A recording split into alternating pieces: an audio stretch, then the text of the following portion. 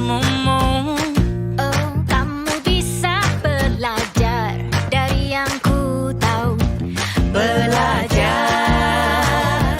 bergerak, bermakna. Yeah. Semua murid, semua guru, semua murid, semua guru, semua murid, semua guru, semua murid, semua guru, semua murid, semua guru, semua murid, semua guru. Meski berbagai budaya, berbagai usia, dan ingatlah bahwa kita insan yang merdeka. Belajar, bergerak, bermakna.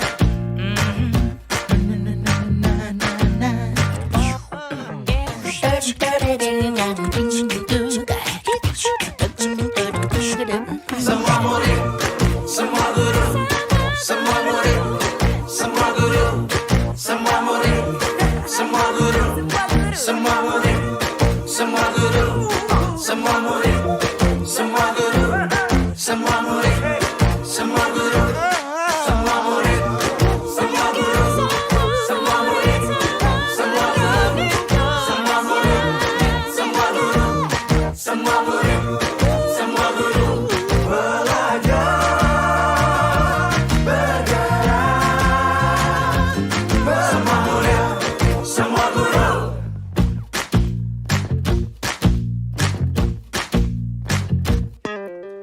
Kita bisa bersama mengubah dunia.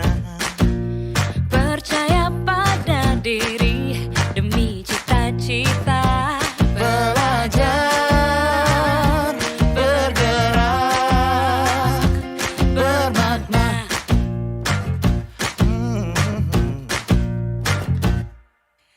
Aku bisa belajar dari ilmumu. Oh, kamu bisa belajar.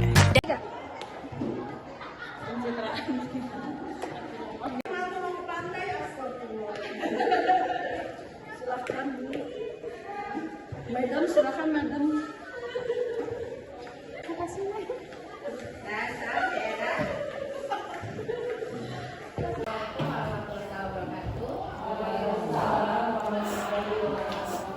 Alhamdulillah Bapak Ibu semua, Bapak-Bapak yang ada ya, apa sih? Ibu-ibu alhamdulillah berkat rahmat Tuhan Yang Maha Esa, kita semua lagi bisa berkumpul di sini, bisa berbagi di sini, bisa sharing ilmu di sini, bisa hari yang cukup bukan cerah, ini cukup panas ya Bapak Ibu, tapi insya Allah penuh berkah. Jadi berkah ini. Bapak Ibu, sekali lagi saya ucapkan terima kasih untuk kehadirannya memenuhi undangan saya dari CGP Angkatan 8 untuk kegiatan penyebaran pemahaman dan penerapan pengalaman tentang budaya positif. Sebelum kita mulai acara ini, mari kita baca basmalah bersama-sama agar acara ini bisa mendapatkan berkahnya dari Tuhan. Bismillahirrahmanirrahim. Bapak Ibu, saya selaku CGP Angkatan 8 mempunyai satu tugas untuk menyebarkan pemahaman dan penerapan tentang pengalaman budaya positif. Hal ini ada di modul 1.4 dan alhamdulillah ini merupakan aksi nyata terakhir di modul 1 sebagai perjalanan saya di CGP Angkatan 8.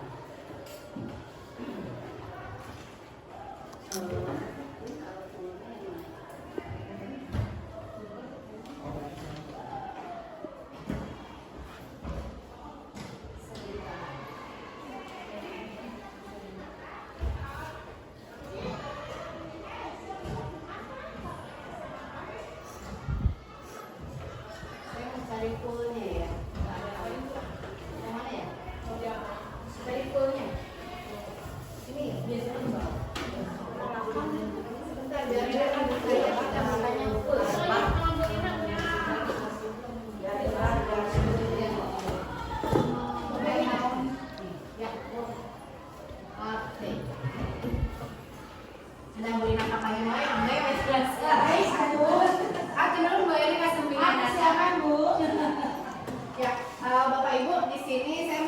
penyampaian pemahaman dan penerapan pengalaman budaya positif.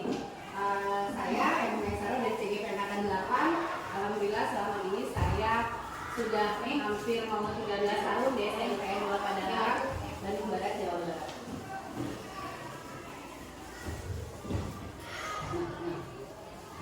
Ini baru, jadi ini mau ditanya.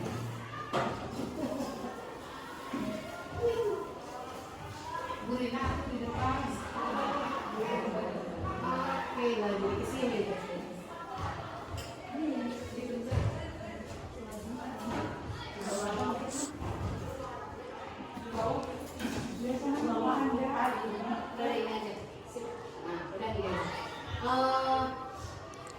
Ini saking bagusnya ya, jadi Bapak Ibu, slide kedua.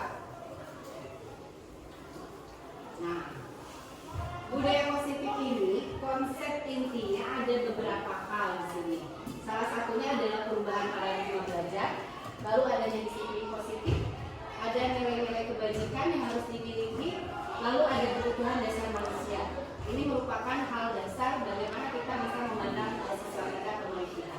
Lalu ada motivasi perilaku manusia, ada posisi kita, posisi kontrol kita sebagai bapak ibu guru, lalu ada keyakinan kelas atau kesepakatan kelas, dan yang terakhir yang akan kita bahas adalah segitiga resolusi. Oke. Dalam budaya positif ini ada pembelajaran dengan paradigma baru. Alhamdulillah ya, kita semua sekarang sudah masuk pada kurikulum merdeka, jadi kita sudah paham apa sebetulnya itu profil pelajar Pancasila. Pembelajaran dengan paradigma baru merupakan pembelajaran yang dirancang berdasarkan prinsip pembelajaran berdiferensiasi, sehingga para peserta didik belajar sesuai kebutuhannya berdasarkan tahap perkembangannya, sesuai teori psikologi modern untuk mewujudkan profil pelajar Pancasila. Kita sudah tahu bahwa ada 6 elemen yang ada dalam profil pelajar Pancasila. Satu, bagaimana kita membuat karakter anak yang beriman, bertakwa kepada Tuhan yang Maha Esa dan berakhlak mulia. Lalu dia memiliki karakter yang berkebinekaan global. Dia juga memiliki karakter bergotong royong, kreatif, bernalar kritis, dan mandiri. Ini elemen yang harus dimiliki oleh murid-murid kita dalam kurikulum merdeka. Nah, selama ini ada miskonsepsi tentang teori kontrol. Bapak Ibu, di sini ada 4 hal yang dikemukakan, yaitu bahwa ada ilusi bahwa guru itu harus mengontrol murid. Jadi kita sebagai guru harus mengontrol murid. Nah, ini merupakan satu miskonsepsi yang akan diperbaiki dalam kurikulum merdeka atau dalam pembelajaran berdiferensiasi. Juga ada ilusi bahwa kritik dan membuat rasa bersalah mampu menguatkan karakter. Kadang tanpa disadari ya, kita kadang kalau karakter pakai ancaman, dikritikan gitu. Tapi enak itu ada perasaan itu kan bisa merubah anak. Tapi tanpa disadari itu adalah miskonsepsi yang harus kita rubah saat ini. Yang berikutnya adalah bahwa orang dewasa itu berhak marah. Dia mau ada murid ke ibu gitu, cicing gitu seperti itu. Itu satu hal yang kadang refleks gitu seperti itu. Nah, itu akan kita coba sedikit demi sedikit kita rubah karena itu merupakan satu miskonsepsi yang harus kita rubah. Terakhir, bahwa ilusi semua penguatan positif, efektif dan bermanfaat. Kadang kita itu tadi pakai ancaman.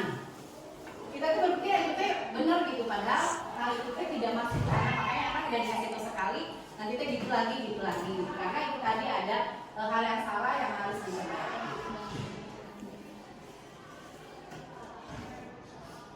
Oke, nah ini Bapak Ibu ada perubahan paradigma dari stimulus respon ke pendengaran teori kontrol. Stimulus responnya di sini bahwa realitas kebutuhan kita sama, padahal teori kontrolnya realitas kebutuhan kita itu berbeda, satu sama lain berbeda.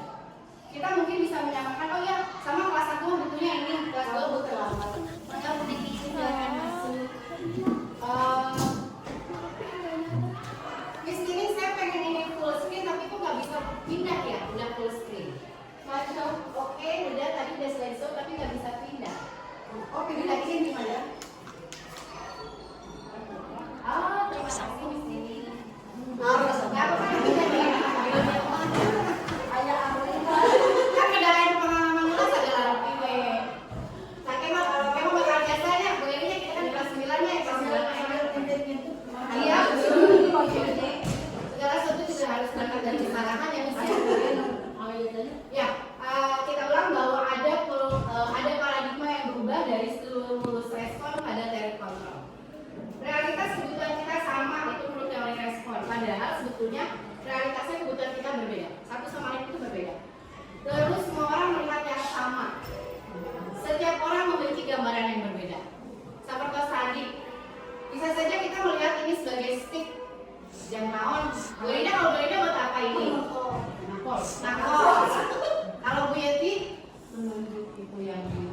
Oh, menunjuk yang ditunjuk Berry. Garu-garu. Oh, garu-garu. Bu Ima kemana-mana? Nunjuk. Bu Atu? Bu Eki? Bu Mei, yang ini buat apa? Bu Rina?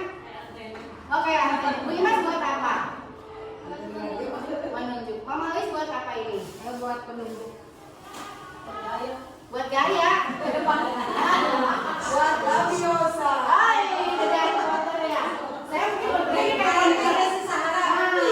kayak konduktor kita siap ya nih, kayak boneka ya. Nah, semua orang ternyata punya pemikiran yang berbeda tentang satu stick ini aja. Nah, itu juga sama dengan murid kita. Murid kita juga kita kadang ada sebagai orang memiliki gambaran yang berbeda. Lalu kita mencoba mengubah orang agar berpandangan sama dengan kita. Dari kontrolnya, kita berusaha memahami pandangan orang lain tentang dunia.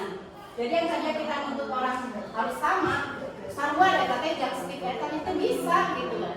Nah, kita harus punya pemahaman bahwa pandangan orang lain tentang dunia itu berbeda. Lalu berikutnya ada perilaku buruk dilihat sebagai suatu kesalahan. Saya pernah cerita waktu pas pertemuan awal, ketika fasilitator bilang bahwa tawuran itu ternyata positif. Saya juga luas kan, termasuk melihat tawuran itu satu sisi negatif gitu ya. Nah di sini ternyata perilaku buruk itu dilihat, kalau saya berarti masih termasuk yang stimulus respon, karena begini, kamu jadi begini gitu. Tapi ternyata untuk dari kontrol saat ini, semua perilaku memiliki tujuan. Anaknya tawuran itu ya tujuannya, kadang kan mungkin untuk membela diri lah, untuk apa, semuanya ada tujuannya. Nah itu seperti itu. Atau juga kadang kita melihat banyaklah yang kita sering temui di sekolah. Berarti kita harus melihat latar belakangnya itu kayak gimana sampai anak memiliki hal seperti itu. Berikutnya, orang lain bisa mengontrol saya. Hanya Anda yang bisa mengontrol diri sendiri. Coba saya minta semuanya berpasangan. Pasangan. Nah, kita akan melihat betul nggak saya mengontrol itu diri kita sendiri. Saya sama saya boleh. Aku orangnya sini sama saya boleh. Ya, coba Bapak Ibu semua kepalkan tangannya. Pura-puranya di tangan ini, di tangan Bapak Ibu ada harta yang paling berharga yang harus diselamatkan. Nah sekarang saya, siapa yang mau menyelamatkan, siapa yang mau mengambil benda yang berharga itu? Janjian. Nah saya akan ambilnya Bu Eri yang harus menyelamatkan hartanya, mempertahankan hartanya. Sudah? Bu Cici mau siapa yang mempertahankannya? Bu Rina, Bu Mei, Mama. Coba aku wawancaranya, temennya harus terbuka hartanya sampai hartanya keangkat sama Bapak Ibu. Kita coba ya. Saya akan nyeleketek Bu Eri.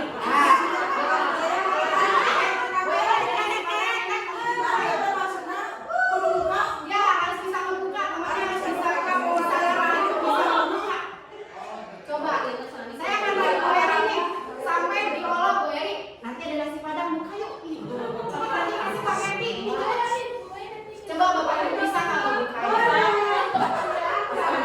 Oh, ini Pak, ini yang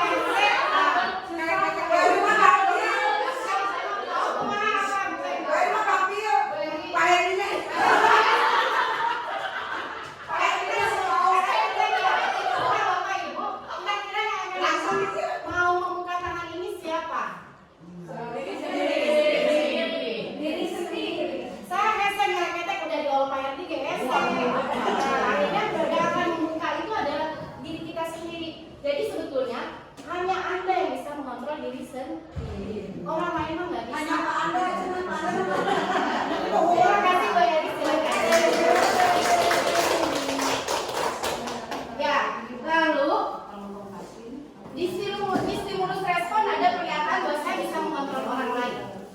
Padahal teori kontrol saat ini Anda tidak bisa mengontrol orang lain. Pokoknya Bu Imas perlu datang jam 1. Ih, dia udah bisa, Bu, aku ada pekerjaan. Enggak, mau harus datang. Itu nggak bisa. Yang kontrol adalah diri sendiri. Kita nggak bisa mengontrol orang lain. Berikutnya, di stimulus respon ada pemaksaan. Ada pada saat bujukan gagal. Sok Bu Eri, kalau misalnya dibuka diancam, dipegat diranca Bali mau itu.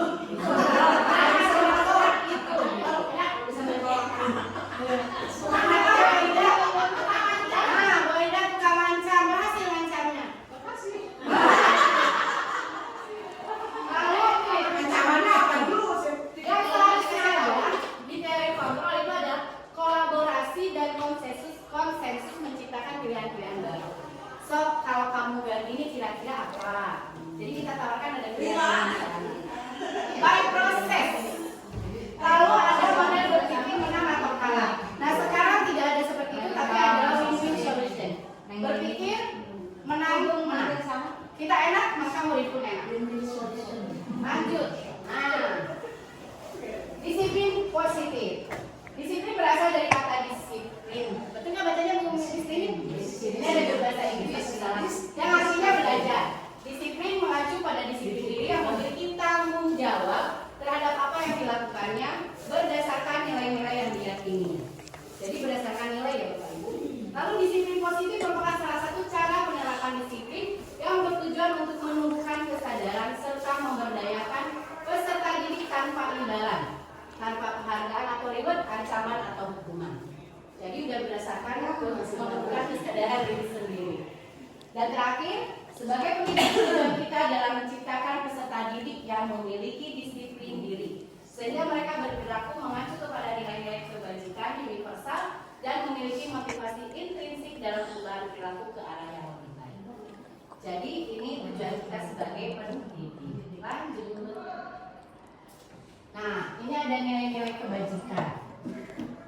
Nilai kebajikan adalah nilai yang disepakati bersama Bapak Ibu, terlepas dari suku bangsa, agama, bahasa maupun latar belakangnya. Jadi semuanya netral, nggak ada apa-apa. Nah yang kita pakai di sini ada 3 contoh dari kebajikan. Nilai kebajikan ada kalau dari ibu apa gitu ya, ada Kristen apa itu banyak ya nilai-nilai kan ada seperti itu. Nah yang saya ambil contoh itu ada 3. Ada profil pelajar Pancasila. Di sini beriman dan bertakwa kepada Tuhan Yang Maha Esa dan berakhlak mulia. Lalu berkebinekaan global, gotong royong, mandiri, kreatif dan bernalar kritis. Ini kebajikan ini, nilai kebajikan ini kita pakai dalam kurikulum Merdeka. Lalu ada contoh IDO Primary Years Program. Ada di sana mereka mengangkat nilai kebajikan, toleransi, rasa hormat, integritas, mandiri, menghargai, antusias, empati, keingintahuan, kreativitas, kerjasama, percaya diri dan komitmen. Lalu ada juga keterampilan hidup atau life skill, yaitu nilai kebajikannya dapat dipercaya, lurus hati, pendengar yang aktif, tidak merendahkan orang lain dan memberikan yang terbaik bagi diri. Jadi ini 3 contoh nilai kebajikan yang akan mendasari kita bagaimana kita memberikan satu budaya positif di sekolah. Nah Bapak Ibu, pada saat kita memberikan layanan pada peserta didik, pada murid-murid kita harus melihat dulu kebutuhan dasar manusia. Di sini yang diambil adalah kebutuhan dasar manusia menurut Dresser. Kebutuhan, biasanya kan kalau kita pakai Maslow ya, nah yang kita pakai saat ini adalah menurut Dresser. Jadi ada kebutuhan dasar manusia yaitu segala sesuatu yang kita lakukan untuk mendapatkan apa yang kita inginkan. Seluruh tindakan yang kita lakukan memiliki tujuan tertentu dan semua usaha terbaik yang kita lakukan adalah dalam rangka agar kebutuhan dasar kita terpenuhi dengan baik. Jadi ini yang merupakan kebutuhan dasar manusia. Nah, Bapak Ibu, menurut Dresser ada 5 kebutuhan dasar manusia. Yaitu di sini kita buat dalam lingkaran 5 kebutuhan dasar. Ada love, yaitu kebutuhan ingin diterima dan disayang. Lalu ada power, yaitu kebutuhan ingin menunjukkan kekuasaan atau kemampuan. Lalu ada free, bebas, yaitu kebutuhan untuk merasa ingin bebas melakukan apa yang dia inginkan. Lalu ada kebutuhan fun, yaitu senang.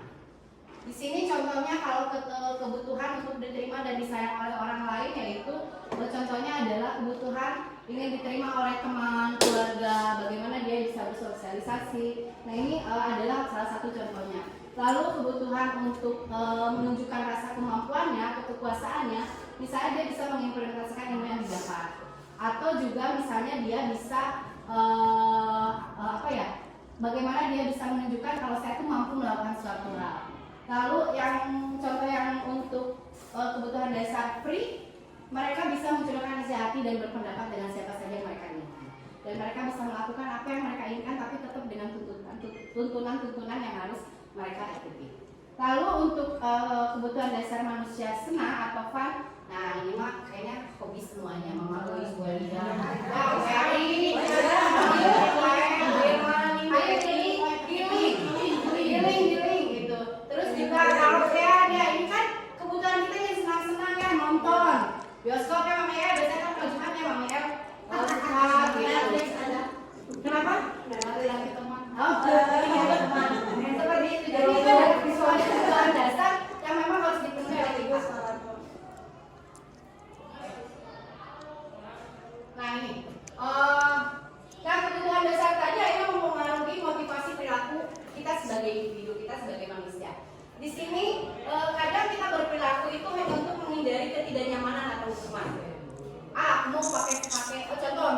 Ibu guru, ngumpulin RPP misalnya. Saya mah mau ngumpulin RPP segera dan mesti dihukum mesti bapak atau misalnya mesti ada apa gitu ya. Nah ini karena ngumpulinnya yang kata itu, nah mesti dibawa atau misalnya saya mah mau datang tepat waktu, pokoknya kudu jam 7, jam sebelum jam 7 karena kalau enggak nanti di sini pokoknya seperti jadi kan ada ketidaknyamanan atau untuk menghindari hukuman. Lalu ada juga perilaku manusia itu motivasinya karena untuk mendapatkan imbalan. Ambil RPP kayak kalian dan pakai jalan RPP kayak dapat bonus. Dan seperti itu. Itu karena kalian mendapatkan imbalan atau penghargaan dari orang lain. Ini termasuk adalah dalam motivasi ekstrinsik atau motivasi yang muncul dari luar. Jadi ini hal-hal yang memang sering melakukan itu dan memang saya melakukan itu untuk menghargai diri saya sendiri, bukan karena orang lain. Murid itu paham bahwa apa yang dilakukan itu harus diperbaiki. Lalu berikutnya di restitusi ini ada proses kolaboratif yang mengajarkan murid untuk mencari solusi sendiri. Jadi ini 3 perubahan yang akan ada di dunia pendidikan saat ini Bapak Ibu. Yang lagi diubah bersama-sama, digerakkan bersama-sama hingga akhirnya kita akan ada pada tahap restitusi. Bertahap mungkin ya, saat ini mungkin ada di sini sedikit tapi sudah bergeser di sini. Dan alhamdulillah di SMP 2 kita sudah sedikit-sedikit menuju restitusi ya Bapak Ibu ya.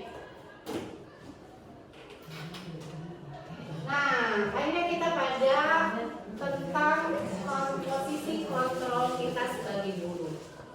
Ada 5 posisi kontrol kita sebagai guru Bapak Ibu. 1 sebagai penghukum.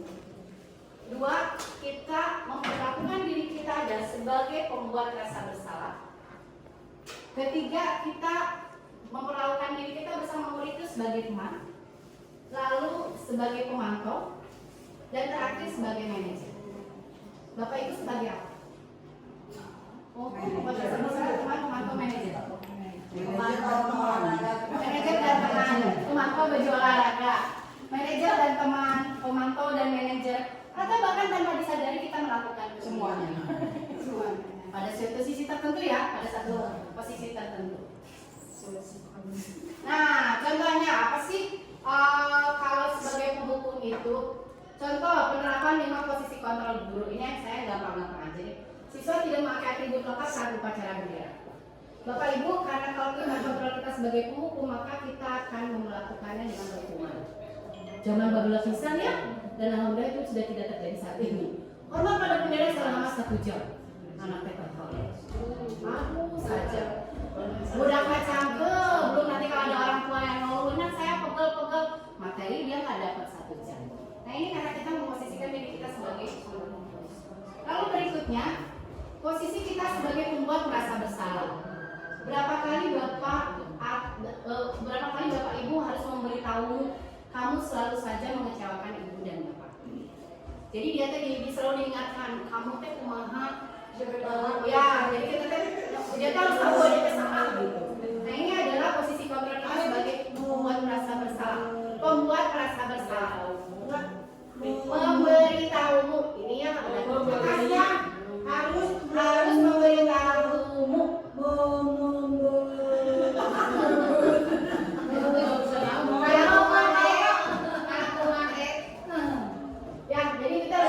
Harus memberitahumu, kamu selalu saja mengecewakan bapak.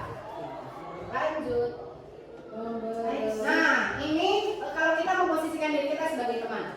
Ayo dong, ikuti aturan bapak ibu, aturannya ada misalnya.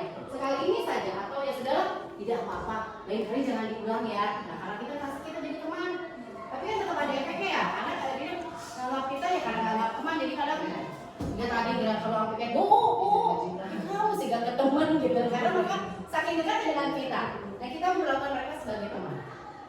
Lalu ketika posisi kita sebagai pemantau, ketika mendapatkan kasus siswa tidak pakai atribut, maka kita akan mengatakan hal seperti ini. Kamu sudah melanggar peraturan sekolah. Kamu tahu kan konsekuensinya apa? Nah, setelah upacara kamu beri atributnya ke koperasi dan jangan diulang lagi. Jadi dia diberikan konsekuensi, tapi ternyata itu masih harus bergeser karena ada hal yang harus diperbaiki. Dan terakhir, kalau kita berperan sebagai manajer, Bapak Ibu guru sebagai manajer, maka dia akan mengatakan, apakah kamu tahu kesalahan kamu apa? Lalu, kira-kira bagaimana kamu akan memperbaiki kesalahan? Dan setelah dia tahu kesalahannya, dia yang harus mengambil keputusan apa yang harus dilakukan. Jadi seperti itu. Ya Bapak Ibu, maka kita akan memposisikan diri kita sebagai apa? Penghukum, merasa pembuat bersalah, pemantau atau manajer atau sebagai teman. Nah, kita akan coba posisi kontrol apakah aku?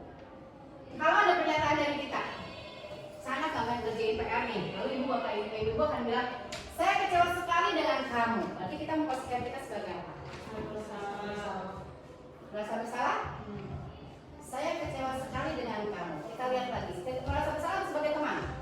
Merasa bersalah.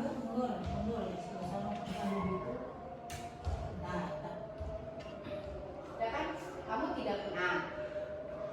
Lalu kita nanya lagi, kamu tidak pernah benar melakukannya. Nah, kamu benar melakukannya. Nah, itu berarti si pembuat merasa bersalah karena dia terus menyalahkan anaknya. Kalau tadi berarti kita merasa sebagai teman, makanya ngomongnya agak nyantai. Kalau yang ini benar, kamu tidak pernah benar melakukannya. Jadi apa yang dilakukan anaknya salah.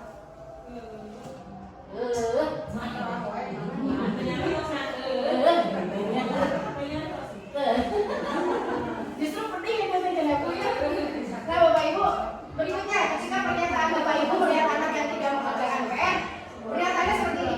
Apa rencanamu untuk menyelesaikan masalah ini? Berarti Bapak Ibu sudah kontrolnya sebagai apa? Manajer. Sebagai manajer. Jadi kita menyerahkan pada anak bagaimana orang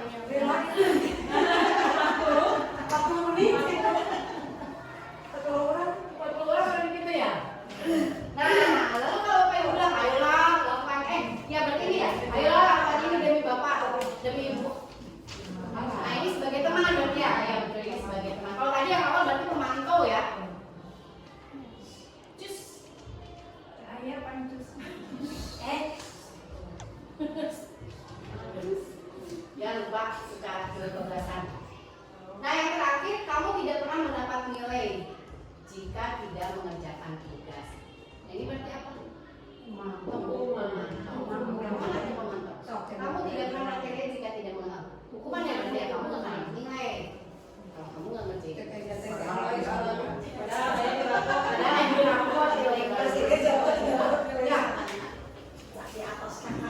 Sudah bagus. Nah Bapak Ibu, kita akan masuk pada poin terakhir. Poin terakhir ya? Terakhir slide berapa tadi? Itu salah keadaan kelas. Kita sejeak sama kayak baju. Saya kalau undang saya ya. Tentang keyakinan kelas. Nah Bapak Ibu, sebetulnya dari kegiatan ini berharap kita akan mengajak anak-anak di kelas untuk membuat keyakinan kelas atau kesepakatan kelas. Jadi bukan lagi tata tertib atau aturan, tapi keyakinan atau kesepakatan kelas. Ini akan kita buat. Mengapa keyakinan kelas dan mengapa bukan peraturan kelas?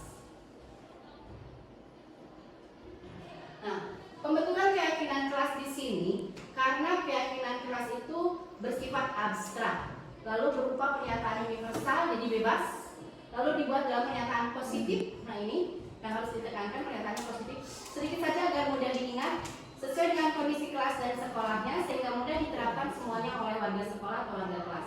Lalu dilibatkan saat membuat keyakinan kelas. Jadi semua anak-anak terlibat. Ini yang saya buat kemarin, saya masuk di 7H. Saya bareng sama anak-anak kelas 7. Ayo kita bikin kesepakatan kelas dan bikin keyakinan kelas. Tapi belum ditempel di, biasanya saya buat kartonnya lagi buat ditempel di situ, tapi ini belum. Jadi anak-anak membuat kesepakatan dan keyakinan kelas. Nanti setelah itu mereka nggak ada lagi misalnya nanti kalau mau ngerjain ini harus begini ya, nah itu dihilangkan. Tapi biarkan mereka, ketika mereka tahu bahwa mereka tidak melakukan ini, apa yang akan mereka lakukan kemudian. Nah ini Bapak Ibu, ini ada segitiga institusi yang akan yang mendasari kenapa harus ada keyakinan dan kesepakatan kelas. Segitiga institusi itu adalah suatu proses dialog yang dijalankan oleh guru agar dapat menghasilkan murid yang mandiri dan bertanggung jawab. Di sini ada 3 cara, ada tiga teknik apa ya yang bisa dilakukan dalam segitiga institusi. Itu yang 3 langkah. Yang pertama menstabilkan identitas. Lalu yang kedua validasi tindakan yang salah. Ketiga menanyakan keyakinan. Jadi ketika anak berbuat kesalahan, kita ajak ngobrol dianya berdasarkan langkah-langkah ini. Menstabilkan identitas, dia harus paham dulu bahwa apa yang dia lakukan itu benar salah. Lalu validasi tindakan yang salah, di mana letak kesalahannya.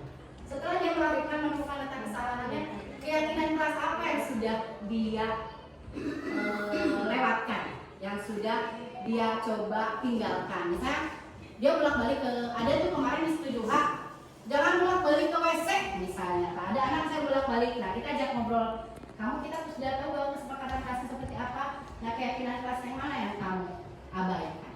Seperti itu. Kenapa ini? Kalau saya berpikir ini muncul karena kita juga harus, pemahaman kita terhadap anak juga harus ada bahwa anak itu juga punya rasa malu, ada harga diri. Nah, ketika kita paham bahwa anak ketika dibegitukan, kita berharap dia tidak mengulang lagi. Karena kalau saya mengulang, saya malu. Saya sudah paham ada keyakinan, saya sudah paham ada kesepakatan. Nanti kalau saya begini lagi, nanti diajak ngobrol lagi, nanti saya melanggar lagi. Nah itu yang diharapkan seperti itu. Jadi anak akan sadar dengan sendirinya.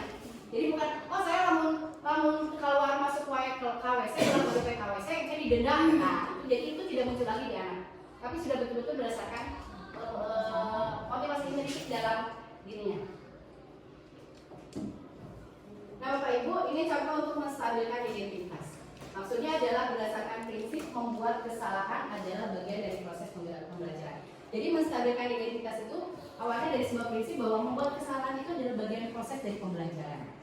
Jadi kembalilah secara akhir ada proses pembelajaran setelah itu. Maksudnya begitu. Bukan berarti oh salah dibiarkan, bukan. Tapi anak harus paham bahwa ada proses pembelajaran dari kesalahan yang sudah dia buat. Contoh, ini pernyataan-pernyataan dalam menstabilitaskan identitas. Berbuat salah itu wajar. Tidak ada manusia yang sempurna. Ibu bapak juga pernah melakukan hal itu. Ibu tidak mau mencari siapa yang salah, tetapi ibu bapak ingin mencari solusi dari permasalahan.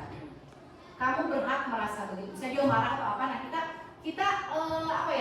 kita apresiasi emosi yang ada dalam dirinya dengan cara seperti itu.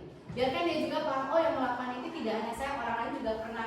Tapi orang lain pernah juga, ini dia memberikan melakukan satu kebaikan setelah itu. Nah itu yang kita ajarkan pada anak-anak, kita pahamkan pada mereka. Lalu yang kedua, validasi tindakan yang salah. Nah Bapak Ibu di sini, kenapa ada validasi tindakan yang salah? Berdasarkan prinsip bahwa setiap perilaku berupaya memenuhi suatu kebutuhan tertentu. Kita tahu dia bolak-balik KWC, pasti ada alasannya. Nah itu harus ditekankan ke mereka. Apa alasannya anakku? Nah ini contoh kalimatnya. Kamu pasti punya alasan mengapa kamu melakukan hal itu. Kita gali dari mereka, sebetulnya apa sih alasan mereka? Padahal kamu bisa melakukan hal yang lebih buruk dari ini ya, tapi ternyata dia tidak. Nah itu kita kontak mereka. Lalu kamu patut bangga karena telah melindungi sesuatu yang penting buat kamu. Dan misalnya contoh lagi, kamu melakukannya karena mempertahankan sesuatu yang penting buat kamu. Nah ini kan kadang ego anak, dia orang mendotes segala macam. Tapi kan pahami pasti mereka melakukan sesuatu itu ada satu kebutuhan yang sedang mereka inginkan. Itu validasi tindakan yang sama. Terakhir, menanyakan keyakinan. Terakhir dari segi tiga restitusi ya Bapak Ibu. Menanyakan keyakinan berdasarkan prinsip teori kontrol bahwa pada dasarnya kita termotivasi secara intrinsik. Jadi sebetulnya semua individu, semua manusia itu bisa termotivasi secara intrinsik. Semuanya Bapak Ibu, mau anak, mau orang dewasa sama. Oke, terima kasih Zaidan sama Santi sudah mau datang ke Ibu, sudah menunggu undangan Ibu pada siang ini. Oke, Zaidan, apa yang kamu lakukan terhadap Santi? Mengganggu Santi yang sedang membuat tugas. Oke, jadi kamu mengganggu Santi saat Santi sedang mengerjakan tugasnya. Kira-kira apa alasan kamu mengganggu Santi yang sedang mengerjakan tugas? Ya iseng saja Bu, saya ingin mencegahnya saja dengan rencana pun. Apakah kamu tahu dengan isengnya kamu dan rencananya kamu terhadap Santi itu memancing emosinya Santi sehingga Santi akhirnya mengeluarkan kata-kata kotor? Ya Bu, saya tidak sengaja, saya tadi ada yang Oke, kalau begitu kira-kira apa yang kamu Oke, kalau begitu kira-kira apa yang kamu rasakan? Ya Bu, saya salah Bu, saya iseng dan ada Santi mengeluarkan kata-kata. Oke, nah baiklah. Ibu di sini bukan untuk mencari siapa yang salah, tapi ibu di sini untuk mencari penyelesaian. Sama-sama kita akan berpikir sama-sama, lalu berpikir tentang apa yang bisa kita lakukan untuk menyelesaikan masalah ini. Dan juga kamu melakukan ini kan pasti punya alasannya ya. Ibu lihat tadi kira-kira alasan apa yang kamu miliki kamu melihat teman terkejut, kesal dan marah, apa yang kamu rasakan tadi? Saya merasa senang Bu karena saya berhasil mengganggu mereka. Oke, ya Ibu lihat tadi kamu merasa senang melakukannya, kayaknya happy gitu ya. Apakah kamu tahu yang kamu lakukan itu menyakiti orang lain? Tidak. Tidak ya. Jadi Zaidan tidak tahu kalau itu menyakiti orang lain. Oke, menurut kamu apakah hal itu benar? Oke, terima kasih kamu sudah mengakui kesalahan kamu. Nah, sekarang mari kita bicarakan tentang keyakinan pasti dan keyakinan sekolah kita. Apa yang kita percaya dan hal mana yang kamu lakukan tadi? Yang mana yang belum kamu tunjukkan dari keyakinan pasti kita lakukan?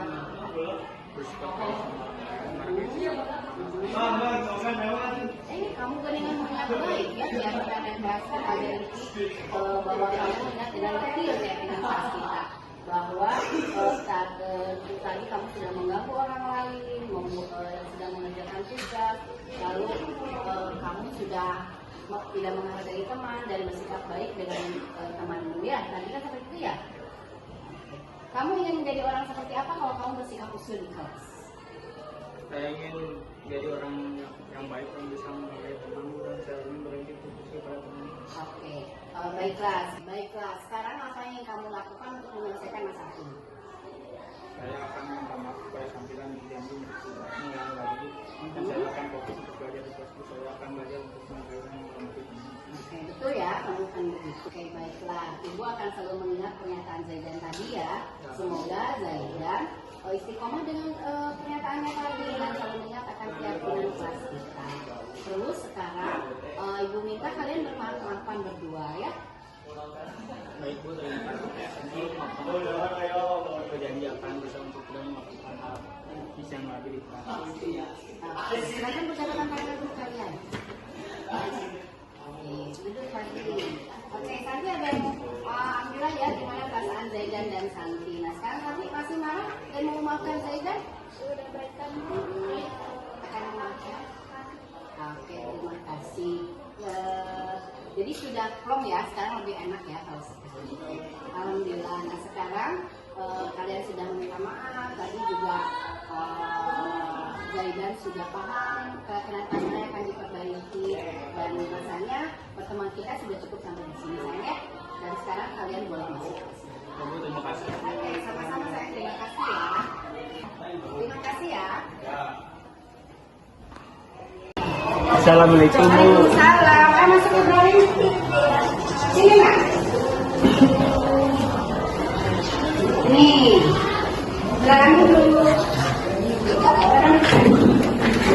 Oke. Gimana kabarnya hari ini Ibrahim? Alhamdulillah baik Bu. Alhamdulillah.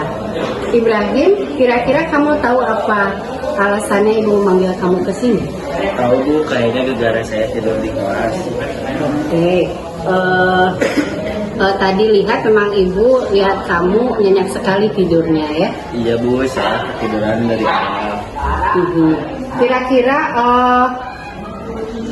menurut kamu apa yang sudah kamu lakukan tadi betul atau tidak? Enggak Bu, saya tahu saya salah. Bukannya belajar tapi malah tidur di kelas. Keren. Oke, Ibrahim, kita tahu bahwa semua orang juga pernah berbuat kesalahan ya, termasuk Bu Emi. Namun juga setiap yang kita lakukan kita pasti ada alasannya ya. Nah kira-kira alasan kamu apa melakukan hal tadi atau tidur di kelas tadi? Saya capek dan mengantuk Bu, soalnya malamnya scroll TikTok dan asik main FF sampai jam 12 malam kan. Jadi saat pelajaran tadi ngantuk. Oke. Menurut kamu apakah itu sudah betul?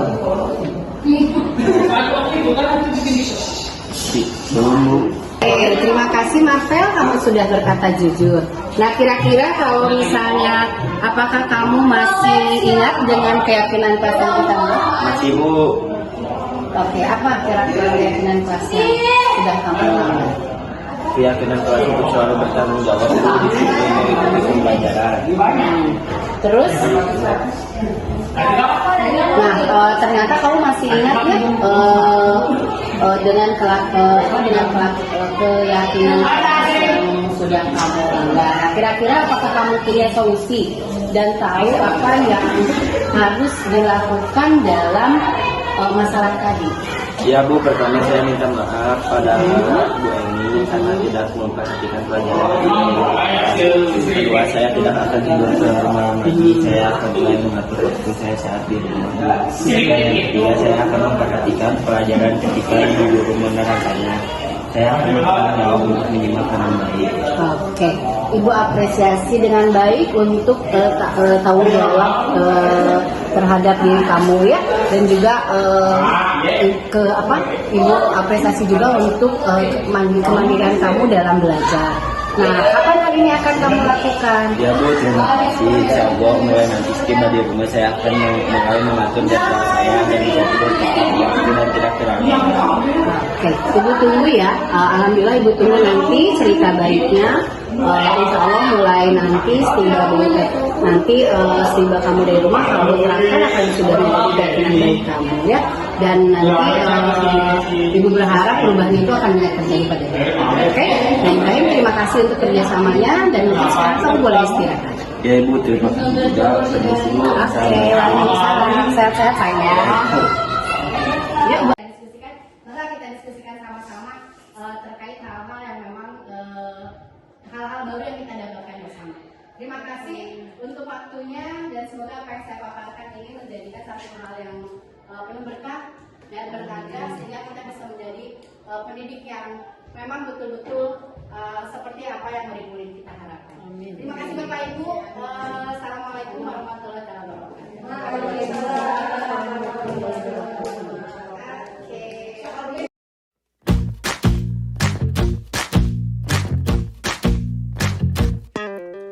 Kita bisa bersama mengubah dunia. Percaya pada diri. Bismillahirrahmanirrahim. Assalamualaikum warahmatullahi wabarakatuh. Di sini saya sebagai humas ingin menyoroti atau memberikan refleksi tentang kegiatan CGP terutama dari segitiga restitusi kemarin ya. Di sini yang sangat berkenan atau sangat kami anggap bermanfaat yaitu mengenai bagaimana kita memperlakukan anak, tindakan kepada anak, bagaimana kita memperlakukan anak yang bersalah, anak yang membuat kesalahan itu ternyata ada cara-caranya supaya anak menjadi lebih baik dan sebagainya, dan kami juga tentu saja menjadi bahan pertimbangan bagi kami dalam membuat kebijakan-kebijakan yang berhubungan dengan sekolah untuk kemajuan anak sendiri. Terima kasih Ibu Emi ya, sangat bermanfaat sekali pemaparan yang kemarin itu. Mudah-mudahan nanti untuk seterusnya ada lagi pemaparan seperti itu. Terima kasih. Assalamualaikum warahmatullahi wabarakatuh. Assalamualaikum warahmatullahi wabarakatuh. Saya Ibu Eri Indriati. Di sekolah saya sebagai wali kelas 9G dan tugas tambahan sebagai pembina OSIS di SMP Negeri 2 Padalarang. Refleksi dari kegiatan penyebaran budaya positif di sekolah, khususnya tentang segitiga restitusi. Di sini saya sangat apresiasi sekali karena ternyata setelah mempelajari atau memperhatikan tentang dari Ibu Emi Maisaro tentang segitiga restitusi ini, ternyata masih banyak kekurangan-kekurangan yang selama ini belum bisa saya sampaikan terhadap anak didik saya. Misalnya bagaimana cara menghadapi sifat-sifat anak, karena kan di sekolah ini kan banyak ya anak-anak ini berbagai sifat-sifat yang ada di sekolah ini. Nah, dengan adanya segitiga restitusi, insya Allah saya ingin lebih baik lagi menghadapi atau menyikapi sifat-sifat anak didik yang ada di sekolah ini, khususnya untuk penerapan budaya yang positif di sekolah ini. Saya mendukung sekali ini dengan adanya materi ini, karena ternyata mungkin selama ini saya tidak melaksanakan mungkin segitiga restitusi ini ya, dan mungkin dengan adanya budaya positif di sekolah ini, anak-anak juga bisa lebih dapat dihargai lagi, mungkin dapat bisa merasakan bagaimana ajakan-ajakan atau sikap positif dari guru-gurunya di sini, dan apresiasilah untuk Bu Emi Maisaro, semangat, sukses, semoga bisa dilaksanakan di kemudian hari. Terima kasih. Wassalamualaikum warahmatullahi wabarakatuh. Assalamualaikum warahmatullahi wabarakatuh. Nama saya Fatma Sari, saya mengajar mata pelajaran IPA. Alhamdulillah hari Jumat 1 minggu yang lalu saya dan rekan-rekan telah mendapatkan pelajaran dan ilmu yang baru dari Ibu Emi, di mana saya merasa sangat bermanfaat dan saya mendapatkan seperti pencerahan. Sebagai guru ada sebagian hal yang tidak bisa kita lakukan sebagai manajer. Memang kita tidak bisa memfasilitasi secara keseluruhan kebutuhan siswa, dan ada siswa-siswa tertentu yang tidak bisa kita ajak berkolaborasi dengan baik. Memang mereka membutuhkan sistem sedikit dipaksa ataupun sedikit ancaman untuk menyelesaikan tugas dan tanggung jawab mereka.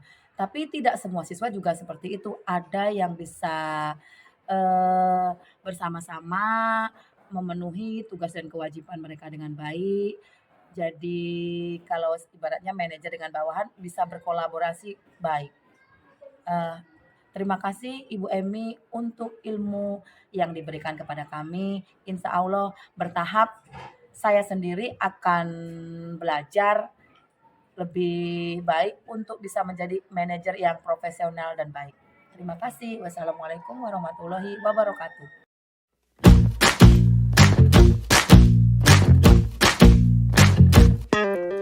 Kita bisa bersama mengubah dunia. Percaya pada diri demi cita-cita. Belajar, bergerak, bermakna.